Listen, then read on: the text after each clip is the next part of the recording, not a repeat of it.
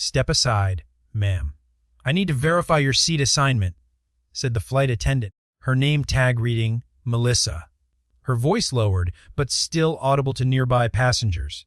Her perfectly manicured fingers tapped impatiently on the armrest. "There's no mistake," the black woman replied with measured composure. "This is my assigned seat." Melissa's professionally practiced smile tightened. "This airline maintains certain standards for passengers in this section which you do not appear to meet. You'll need to move to another seat, or I'll have to call security to escort you off." Within moments, the cabin erupted into a flurry of activity. Passengers reached for their phones, fingers poised over record buttons, capturing what would soon become one of the most expensive acts of discrimination in airline history. The elegantly dressed black woman in an impeccable designer suit remained dignified as two burly airline security officers loomed over her, their faces contorted with unmistakable disdain as they grabbed her arms. "Mom, you need to come with us now," one officer barked, his voice deliberately loud enough for everyone to hear.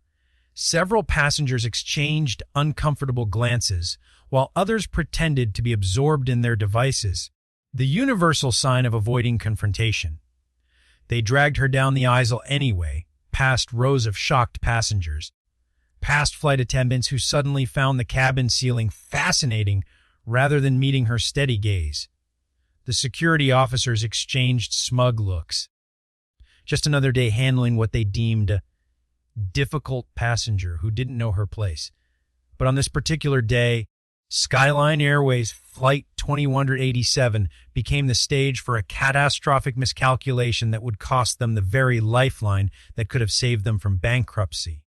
All because they couldn't recognize who the black woman they were humiliating actually was. Have you ever witnessed injustice unfold before your eyes and wished you could see karma deliver its perfect response? Or perhaps you've been judged solely on your appearance rather than your character or achievements. This story might resonate with your own experiences. If you've faced prejudice based on how you look, drop a comment with "been there" or share your story below. Your voice matters in this conversation. Here's how everything unfolded. Olivia Powell wasn't born with a silver spoon in her mouth. At 46, she stood as living proof that determination can build empires against all odds. As founder and CEO of Global Mobility Networks, she controlled the largest corporate travel logistics enterprise on the planet, a powerhouse that determined how Fortune 500 executives and their teams traveled worldwide. Her signature on a contract could make or break any airline. That crisp autumn morning in her Manhattan penthouse, Olivia reviewed the final details of what would become the largest contract her company had ever awarded. $4.8 billion for 7 years of exclusive corporate travel bookings with Skyline Airways, a critical lifeline that would rescue the struggling airline from imminent bankruptcy. Her phone buzzed with a message from Michael Jung, her chief operating officer. Board approved all terms. Legal finalized documents. Ready for your signature. Michael was the public face of her company, which meant most people remained unaware of who she truly was. She responded with her characteristic precision. "Good. Atlanta meeting confirmed for 3:00 p.m. Will sign unless issues arise. Keep Pacific Air and Eastern routes on standby as contingencies." Olivia always prepared for the unexpected, a habit formed through 15 years of executive leadership. At 10:30 a.m., her driver pulled up to Terminal 4. She stepped out, her tailored Burberry suit turning heads as she walked confidently through the entrance. She'd deliberately chosen to fly commercial rather than take the company jet, believing in experiencing firsthand the service standards of potential partners before committing her company's business. Today's Skyline Airways flight would be the final test before entrusting them with billions. At the first class check encounter, Olivia presented her passport and premium boarding pass with confidence. The attendant, a young woman named Rachel, barely glanced up, her gaze lingering on Olivia's face a moment too long before shifting back to her computer screen. Are you sure you're at the right counter, ma'am? Rachel asked, her tone dripping with doubt. Despite Olivia's poised demeanor, a sense of unease settled in. I assure you I'm in the right place, she responded calmly, maintaining eye contact as she handed over her identification for a second time. The attendant scrutinized her documents with an intensity that felt unwarranted, flipping the passport over repeatedly and checking the boarding pass against her computer multiple times. I'll need to see your ID again, Rachel finally stated after several minutes of uncomfortable verification. Olivia complied, her expression unchanging, but she couldn't ignore the sight of a white businessman behind her being greeted with a warm smile and checked in without any hassle. Is there a problem with my documentation? Olivia finally inquired, her patience wearing thin. Just following protocol, Rachel replied. Her voice rehearsed as she picked up the phone to call for a supervisor, avoiding Olivia's gaze. When the supervisor arrived, he continued the pattern, asking Olivia to verify her destination, despite the information clearly printed on her boarding pass. After nearly 30 minutes of waiting while other passengers moved through effortlessly, Olivia was finally cleared to proceed, though the supervisor added a small notation to her boarding pass that raised her suspicions. Feeling a growing sense of unease, Olivia discreetly typed a message to her executive teams, flag on Skyline Airways. After enduring the lengthy check-in process, Olivia finally boarded the plane, her heart racing with a mix of anticipation and anxiety.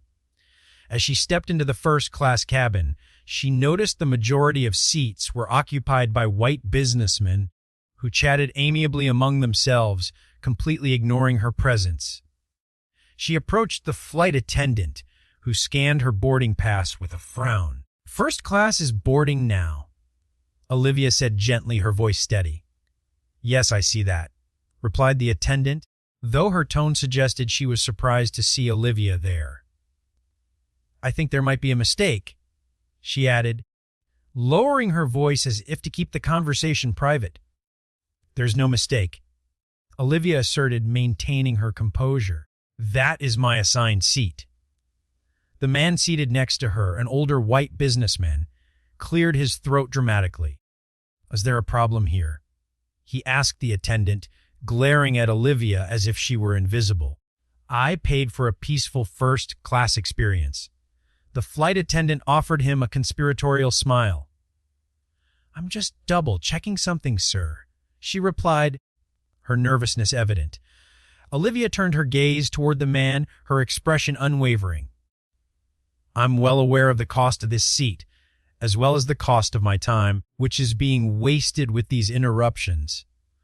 The businessman blinked in surprise, momentarily taken aback by her confidence. The attendant, however, pressed on, claiming there was a discrepancy in Olivia's seating assignment. With each question, the tension in the cabin grew, other passengers now watching intently. Curiosity piqued as the interaction escalated. Olivia felt the weight of their gazes, but she stood her ground, determined not to let this discrimination go unchallenged. As the flight took off, an unsettling atmosphere settled over the first-class cabin.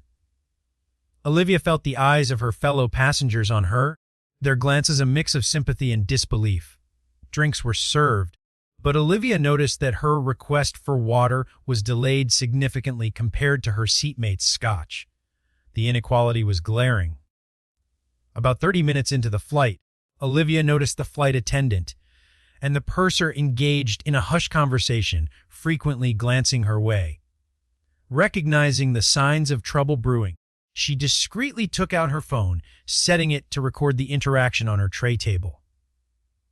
Moments later, the purser approached, her voice low, but audible to those nearby. Miss Powell, we need to speak with you about a seating issue.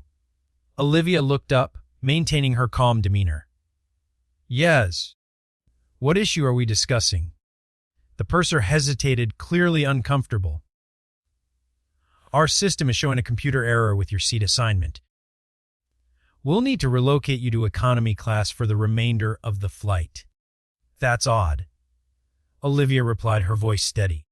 Especially since my boarding pass was scanned successfully, and I've been sitting here for nearly 40 minutes.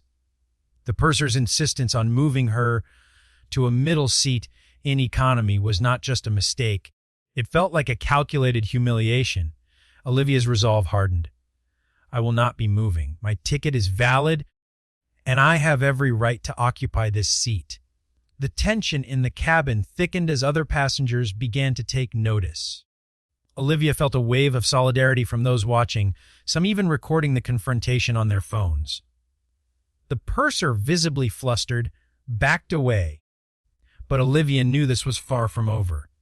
She would not let this injustice go unchallenged. The atmosphere in the first-class cabin grew increasingly tense as the flight continued.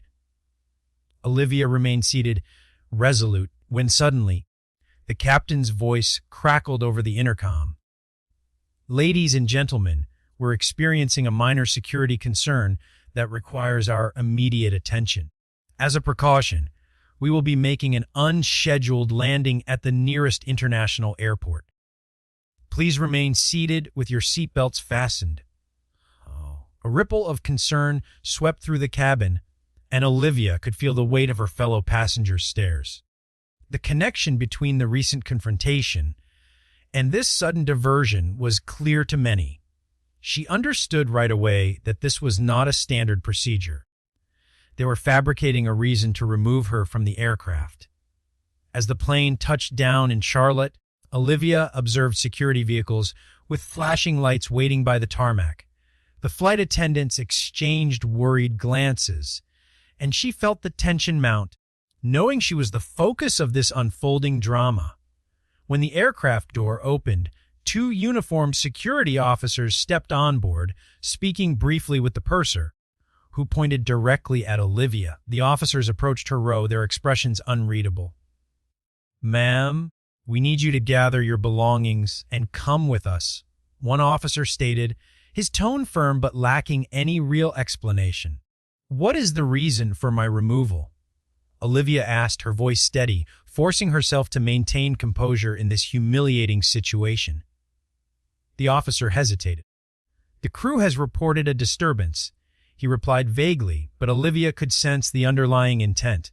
This was about power, not protocol. As they reached for her arms to escort her out, Olivia stood her ground, fully aware that her dignity was on the line. She would not allow them to erase her presence or her worth without a fight. As the officers began to pull Olivia down the aisle, she remained resolute, her heart pounding but her demeanor calm. The passengers around her watched in disbelief, some recording the scene on their phones, capturing the shocking spectacle of a well-dressed black woman being forcibly escorted off a plane. Whispers filled the cabin, with one voice cutting through the murmurs. "What did she do?" "Nothing," replied another passenger indignantly. "They're removing her for sitting in her assigned first-class seat." The officers, sensing the mounting tension, quickened their pace, really dragging Olivia through the aisle. "Just keep moving," one of the officers growled, tightening his grip on her arm, causing her pain. "You're making this worse for yourself." Olivia's mind raced as she processed the gravity of the situation. She knew this was a calculated attempt to humiliate her, not just for herself, but for everyone who had ever faced discrimination. "You're hurting me unnecessarily," she stated clearly, her voice firm enough for those around her to hear. When they reached the terminal, Olivia felt the eyes of dozens of travelers on her. The officers pulled her toward a secluded corridor, away from the main concourse, where fewer witnesses could see what was happening. In that moment, Olivia realized the stakes were higher than she had imagined. In a final act of defiance, she turned to the officers and declared, "This will be the most expensive mistake Skyline Airways ever makes." Her calm confidence hung in the air, a stark contrast to the hostility surrounding her. As the door to the security room swung open, Olivia felt a surge of determination. She would not let them erase her dignity or her story. The world would know what happened here today.